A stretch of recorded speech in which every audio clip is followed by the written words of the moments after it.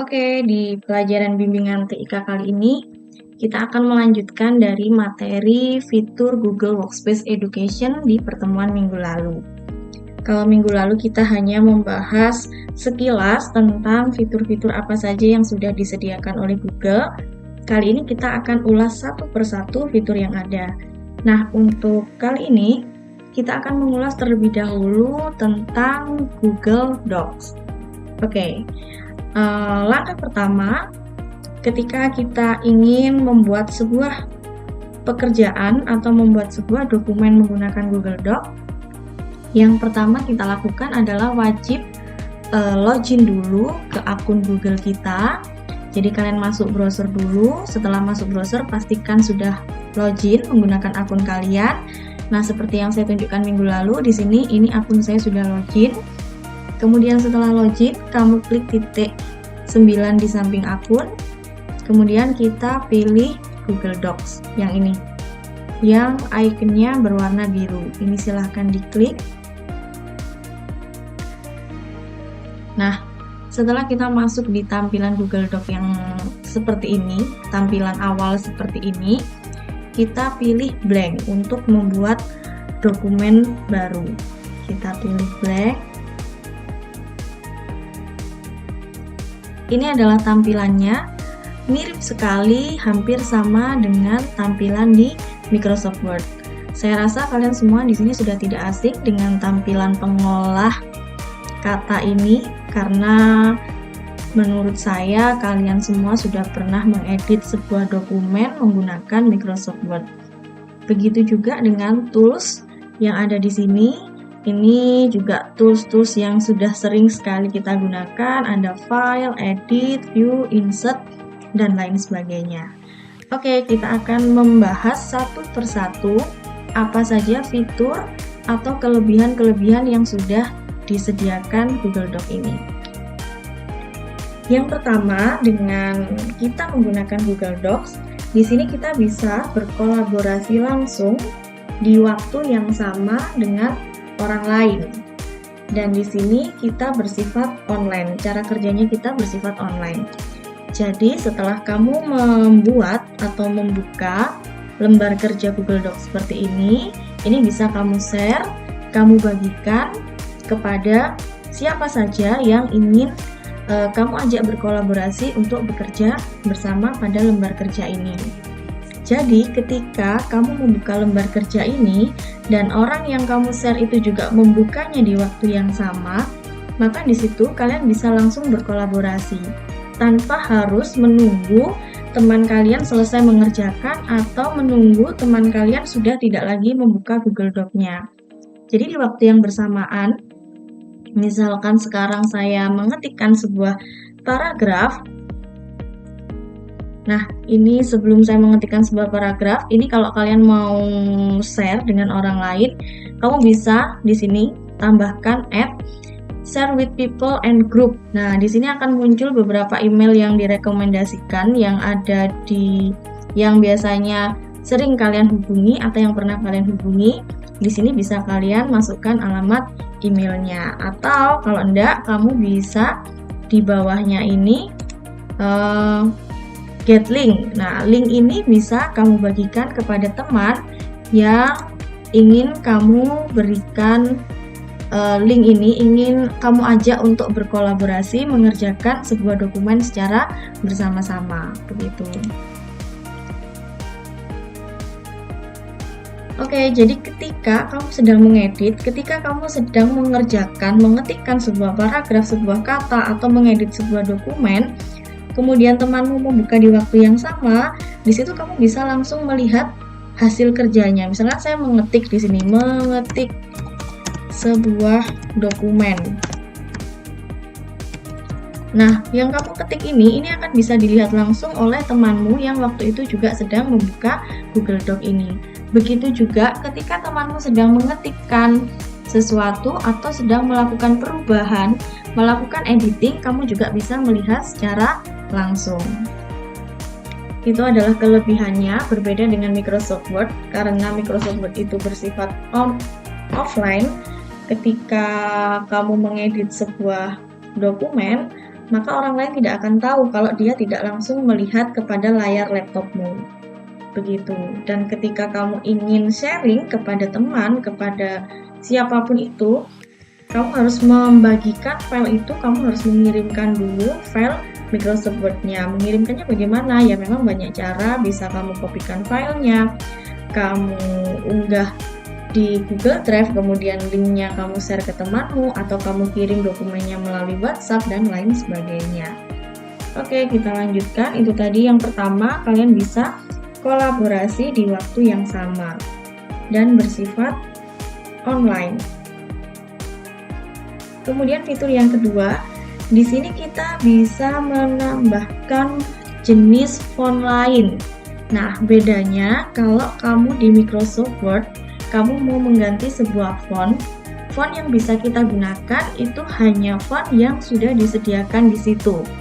Kalau kita mau menambah font yang lain, kita harus install dulu, kita harus download dulu fontnya, kita install, setelah itu kita bisa menambahkan font yang bukan bawaannya Microsoft Word, yang mungkin kamu download.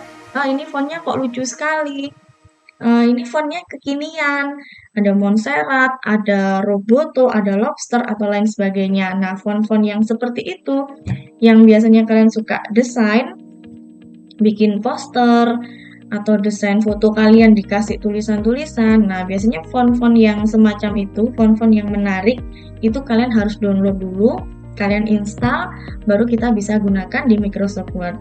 Berbeda dengan Google Doc ini, nah di sini sudah ada font bawaan yang sama dengan Microsoft Word. Kalian tinggal pilih. Tapi kalau kalian ingin atau menginginkan font lain secara online, kalian tidak perlu download dulu. Caranya bagaimana? Nah, di bagian paling atas, di sini kita klik More Font. Nah, ini tadi yang saya bilang, ada Roboto, ada Montserrat, font-font yang biasa kita gunakan untuk desain. Nah, di sini banyak sekali font-font yang bisa kita pakai. Apalagi kalau kalian sudah tahu nama fontnya. Kalau cari-cari di mana, Bu? Kalau kalian mau cari font itu, kalau saya biasanya ada di Google Font. Google Font itu menyediakan banyak sekali font family atau jenis-jenis font yang bisa kita gunakan. Kalau kalian sudah hafal dengan nama fontnya, misalkan kalau saya biasanya suka pakai Montserrat, kita ketikkan aja di sini. Nah, dia akan langsung muncul. Kita pakai Montserrat. Nah, ini centang, kemudian oke. Nah, di situ dia sudah ditambahkan. Cara menggantinya bagaimana? Cara merubah fontnya juga sama saja, tinggal di blok, kemudian di sini kita ganti Montserrat. Nah, seperti itu dia sudah ganti. Nah, di sini dia sudah include. Kalau kita download, biasanya download font itu ada yang satu paket. Satu paket itu artinya nih jenis fontnya itu semuanya ikut, mulai dari thin, extra light, normal, medium, semi bold, bold, extra bold, itu semuanya ini namanya satu paket. Tapi kadang ada juga font yang kita download itu satu-satu. Montserrat yang Montserrat yang normal.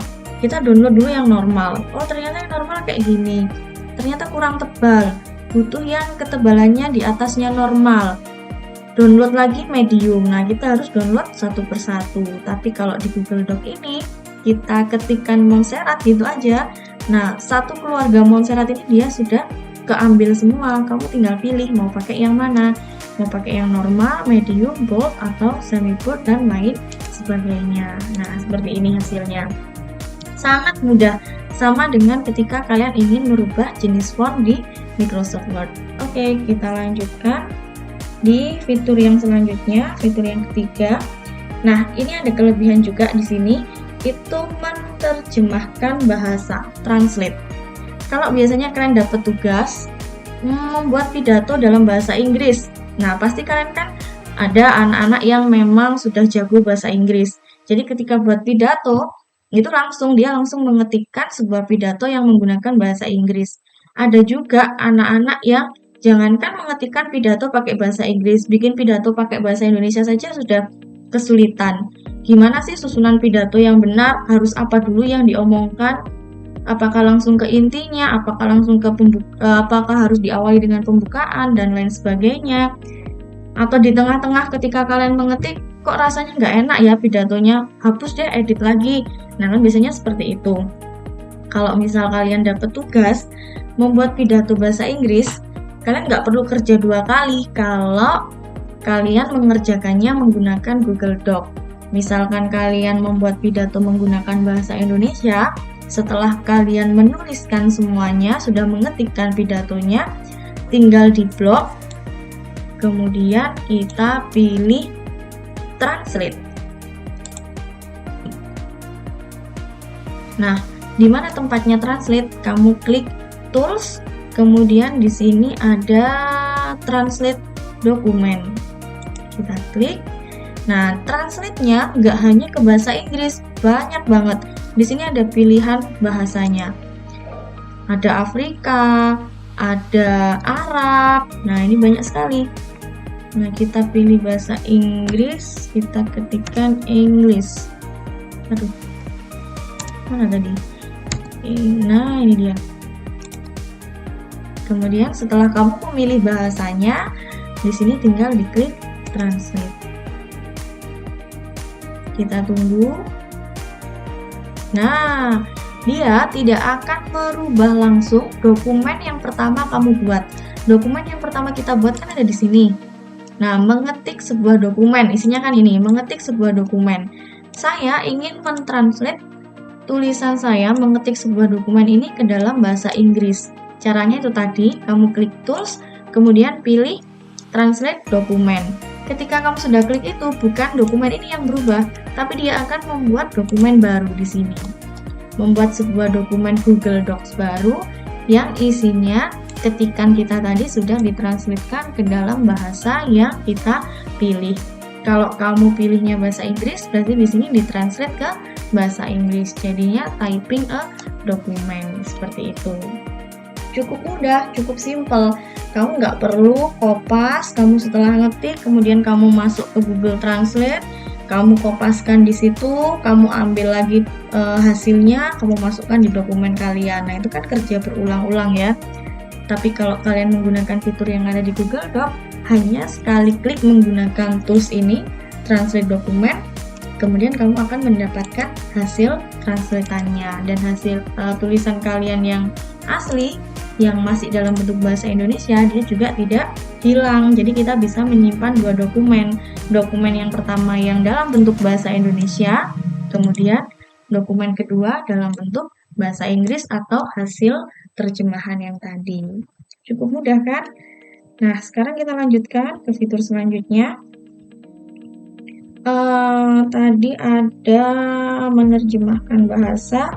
Nah, kemudian di sini yang paling mempermudah kita. Biasanya kan saya sering banget kasih tugas ke kalian. Setelah saya kasih materi, misalkan hari ini materinya tentang sejarah komputer. Silahkan dipelajari materi yang sudah saya berikan, biasanya dalam bentuk video, dalam bentuk paragraf yang panjang, materi yang panjang, atau dalam bentuk gambar. Setelah kalian mengamati materi, biasanya saya menugaskan kalian, ceritakan kembali misalkan. Ceritakan kembali setelah kalian melihat video tentang sejarah komputer. Kalian menceritakan. Nah, kalau disuruh menceritakan kembali, itu kan ada dua macam. Kalau kalian tatap muka dengan saya, kamu bisa langsung cerita. Jadi gini Bu, tadi saya nonton video tentang sejarah komputer, bla bla bla. Kamu bisa langsung ngomong ke saya. Tapi kalau saya mintanya file, ceritakan kembali dan tuliskan cerita itu di dalam sebuah file, di dalam sebuah dokumen. Nah, kalian berarti kan ceritanya harus sambil ngetik. Tapi kalian biasanya ada yang bilang, Bu enak langsung cerita. Nah, di Google Doc ini, kamu difasilitasin, kamu tanpa mengetik, kamu bercerita di depan komputer kamu. Apa yang kamu katakan itu bisa menjadi sebuah ketikan, bisa menjadi sebuah dokumen, bisa menjadi sebuah paragraf. Caranya bagaimana? Oke, kita belajar ya sekarang. Nah, caranya kamu masuk lagi di tools, di bagian ini, tools, kemudian di bawah ada voice typing. Kita klik voice typing, nah sampai muncul gambarnya apa ini? Mikrofon. Ini sudah ada keterangannya, click to speak. Jika kalian ingin berbicara, ini silahkan diklik dulu. Diklik dulu, dan juga kamu bisa memilih bahasa. Kalau kamu ingin hasil ketikanmu itu dalam bahasa Inggris, kalau kamu ingin berbicara dalam bahasa Inggris, dan hasilnya juga bahasa Inggris, berarti di sini kamu pilihnya English. Tapi kalau kamu mau berbicara dan hasil ketikannya itu dalam bentuk bahasa Indonesia, di sini tinggal dirubah. Nah, ini bahkan banyak banget pilihan bahasanya. Ada bahasa Melayu, bahasa Jawa, bahasa Sunda. Kamu yang anak-anak dari Sunda, orang Sunda, nah ini juga bisa, nggak hanya bahasa Indonesia saja. Coba ya, kita pilih bahasa Indonesia. Oke, sekarang saya akan berbicara menggunakan bahasa Indonesia. Sebelum kalian berbicara, pastikan ini diklik dulu, klik to speak. Nah, kalau kamu berbicara tanpa ini diklik, ya nggak akan kerekam suaramu, nggak akan kerekam dan nggak bakal menghasilkan sebuah ketikan atau teks di sini. Oke, kita coba, kita klik sampai dia berwarna oranye. Nah, ini dia sudah aktif. Kita sudah bisa berbicara. Nah ini kan suara saya terekam. Halo, hari ini kita belajar bimbingan TIK tentang Google Dokumen. Stop. Nah, kamu bisa lihat ini tadi yang saya ucapkan, itu dia otomatis langsung keluar di sini. Ya kan?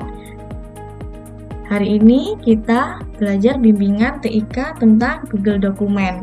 Nah, di sini kamu ngomongnya harus jelas. Kalau kita berbicaranya kurang jelas, nanti ketikannya juga nggak akan sesuai dengan apa yang kita ucapkan. Jadi apa yang kita ucapkan nanti otomatis akan muncul di halaman dokumen ini. Enak kan? Nah, kalau misalnya kalian males ngetik, apalagi yang nggak bisa ngetik 10 jari, ngetiknya pakai 11 jari, lama banget. Bikin 2 halaman aja kamu bisa 1 jam ngetiknya.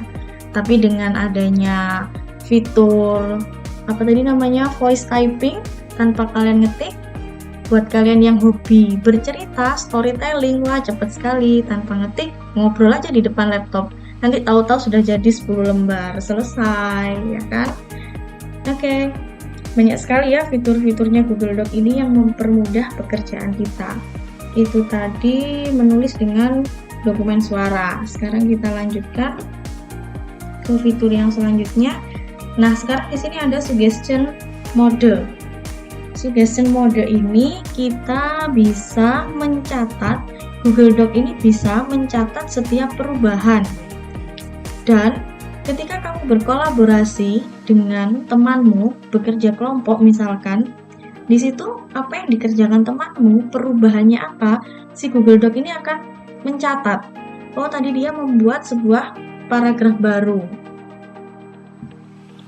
Oh, tadi dia merubah jenis fontnya, memberikan warna pada paragraf pertama. Itu akan dicatat perubahannya. Dan nggak hanya dicatat, selain dicatat, di situ si Google Doc ini memberikan fitur untuk kalian yang bergabung di dalam satu dokumen yang sama. Kalian bisa menyetujui atau menolak perubahan yang terjadi. Misalkan temanmu memberikan ngedit dokumennya, judulnya di blok, ditebelin misalkan. Ternyata kamu nggak suka, kok gini ya, kok nggak sesuai ya, nggak cocok.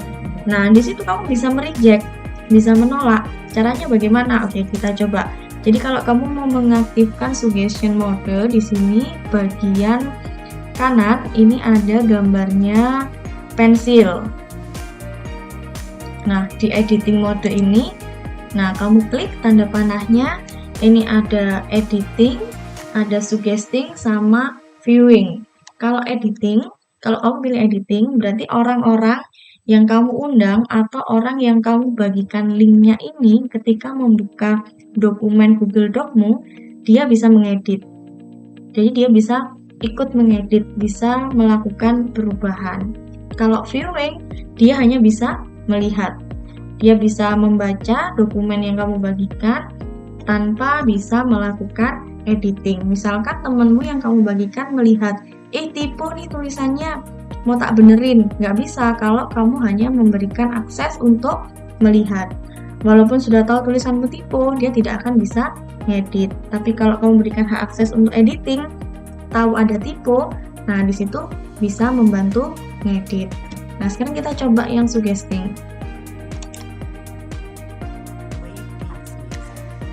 Oke, kita tambahkan di bawah. Nah, bedanya kalau kamu mengaktifkan suggesting mode, di sini akan ada nih hijau-hijau ini. Hijau-hijau ini, misalkan saya akan mengetikkan lagi komputer adalah sebuah robot. Seperti ini. Nah, yang saya ketikkan, kenapa dari sini kok hijau Bu, tapi ini kosong? Soalnya dari sini tadi kan setelah saya mengaktifkan suggesting mode, kemudian kursornya di sini, saya enter, dia jadi ke sini. Jadi pokoknya yang hijau itu mulai kamu mengaktifkan suggesting mode. Kalau dari awal kamu sudah mengaktifkan itu, ya hijaunya, tanda hijaunya ini mulai dari awal sebelum mengetik. Nah, ini kan tulisannya hijau. Nah, di sini. Kemudian kita geser sedikit. Cahyaning Pininta berarti ditandai. Yang warna hijau tadi ini yang nambahin siapa? Yang nambahin ini emailnya, namanya Cahyaning Pininta. Today jam berapa? Jam 7.46. Di sini. Kalau misalkan kamu nggak setuju, kamu bisa kasih ini reject suggestion. Tapi kalau kamu setuju, oh iya bener ini ditambahin kayak gini, pilih yang centang begitu. Kalau kamu mau memberikan komentar, nah, kan yang ditambahin ini, reply or add other with add. Nah, di sini misalkan kamu mau memberikan komentar dan kamu mau ngajak temenmu, misalkan, coba lihat nih pekerjaannya Cahyaning kayak gini, bener nggak? Nah, kamu bisa di sini. Misalkan kita kasih komentar. Kemudian kita add temen yang kita ajak untuk melihat. Ini kamu bisa lihat ya. Di situ ada email namanya Andi Kristanto. Kamu bisa pilih ini. Jadi email yang muncul di sini adalah email yang biasanya nyantol atau sering kamu buka di laptop kamu. Misalkan saya pilih email ini. Nah, kita reply. Nanti si Andi Kristanto ini akan dapat email, emailnya akan masuk tentang isinya Google Doc ini, momen ini, seperti ini. Nah, ini share with one person. Ini komennya, kita komen.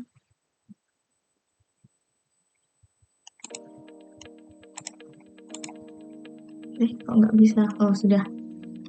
Nah, sudah kan? Jadi kita berkomentar, kemudian kita apa bahasanya? Ngajak orang lain juga ikut melihat apa yang kita komentarin. Begitu. Nanti dia akan dapat notif di emailnya. Oke. Kita lanjutkan sekarang di fitur selanjutnya. Fitur yang ke-6, itu tadi yang ke-5 suggestion mode. Sekarang clear formatting. Kita akan coba fitur clear formatting. Fitur clear formatting ini fungsi utamanya adalah menyamakan format. Menyamakan format dalam artian seperti apa? Misalkan di sini kita mau menambahkan sebuah paragraf yang sebelumnya kita sudah membuat di Microsoft Word. Kemudian dari Microsoft Word kita mau kopikan paragraf itu di sini. Misalkan ini yang saya buat di Microsoft Word. Nah, di sini di Microsoft Word ini kamu bisa lihat dua paragraf dengan format yang berbeda.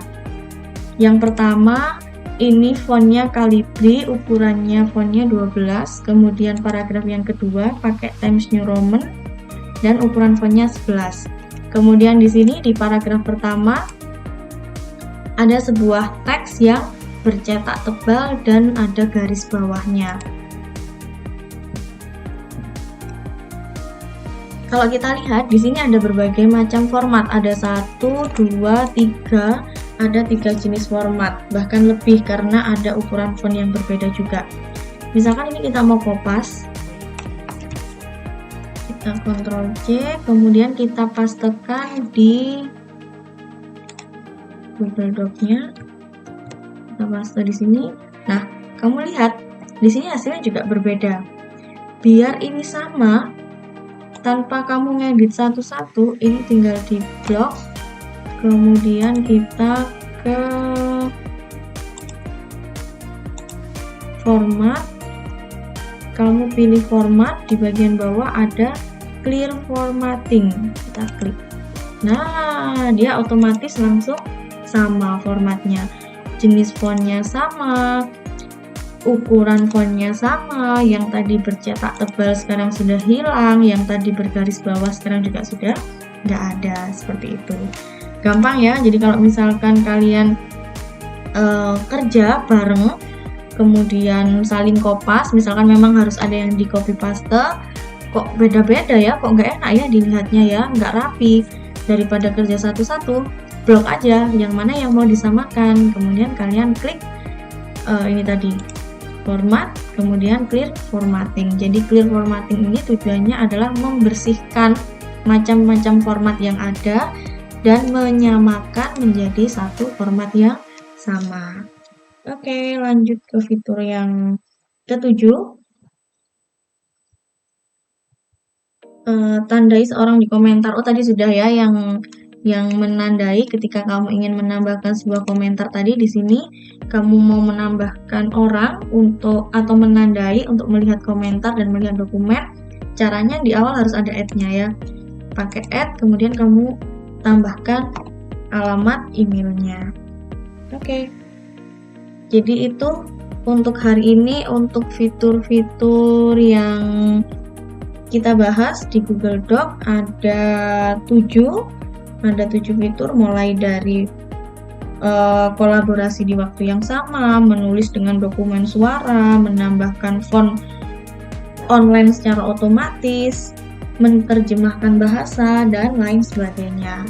Dan yang terpenting di sini kalian nggak perlu bingung, Bu, cara nge-save-nya gimana? Apakah harus di-download? Apakah harus disimpan di perangkat komputer? Tentu tidak, karena ini sifatnya online, berarti kita nyimpannya juga nggak harus di komputer kita. Kita otomatis ketika kamu membuat dokumen di sini, jangankan membuat dokumen, ketika kamu membuka Google Docs, kemudian kamu close, dia sudah otomatis tersimpan. Tersimpannya di mana?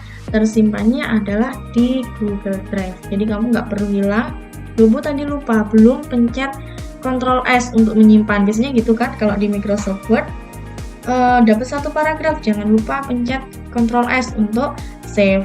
Takutnya nanti kalau misalkan laptopnya tiba-tiba mati, baterainya habis, dokumen yang sebelum kamu klik Ctrl S tadi, sebelum kamu simpan tadi, dia tidak akan tersimpan kalau ngerjainnya di Microsoft Word.